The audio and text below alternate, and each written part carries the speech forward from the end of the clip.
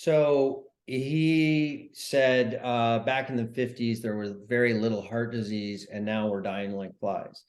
And I don't know why, as a cardiologist, he's not looking at the statistics, because the rates of cardiovascular disease have gone down substantially and dropped over half since that time. And so to me, that's a real, he needs to clean that up, because that is just patently wrong, and it's very easy to demonstrate that it's wrong. So he's not a stupid man. He's a very bright doctor. So why is he saying that? Like, how can he not know that? So to me, I find that unique. Okay. All right, here we are at 3 minutes. You were growing up in the 1950s. Cows were raised on grass. They went to a stockyard for weeks to fatten up on corn that hadn't been genetically modified. And chickens were out in the back eating bugs and grass. And believe it or not too many people ate chicken, except when the old hen was a stewing hen because she couldn't lay eggs anymore. I grew up on a lot of stewed chicken, but fried chicken was a little unusual. And not too many people were eating a whole lot of pizzas back then. There's been some very interesting studies by PhD candidates looking at the changes correlate to obesity in the United States from 1900 to the year 2000. And what they found, which is shocking, it's not what you think.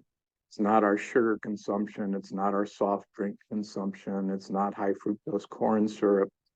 Correlates to two things, and two things only: the increase in chicken consumption and the increase in pizza consumption. Those two things track obesity exactly. Nothing else does. All right, some interesting observations there from Dr. Gundry. Steve, what are your thoughts on that? Well, I think he's right on in terms of the fact that our foods have changed drastically. What a chicken was, where it was for every 100 grams of chicken meat in 1896, I'm going off memory, but these numbers are very close to accurate. In 1896, I think it was USDA did an evaluation of what percentage of it was fat, and it was 1.8% fat. And fast forward to, I think it was 2017, and they did a new one, and it was 23.8% fat. So you're talking about a drastic increase in fat. Not only that, but there's a virus. It's called a obesogenic virus. In other words, it causes obesity in chickens, right? And when chickens have this virus in them, they gain a lot more weight / fat. However, it is now being found in humans, and in a recent study, it was looking at those people that had that virus in them, on average, were over 20 pounds heavier than somebody, an age control, a matched age control. So there's that as a possibility. So his thing with chicken and pizza being the two things that track with obesity, I would suggest to you there are many other things in terms of that. But one is that fat level. It is no longer a high protein, low fat food, because those chickens back in the old days were very much like wild animals.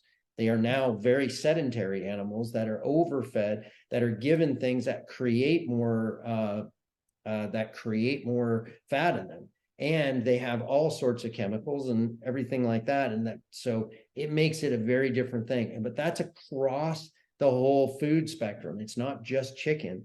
You know, how cows are raised and their level of marbling, and as well as now we have GMO grains and foods.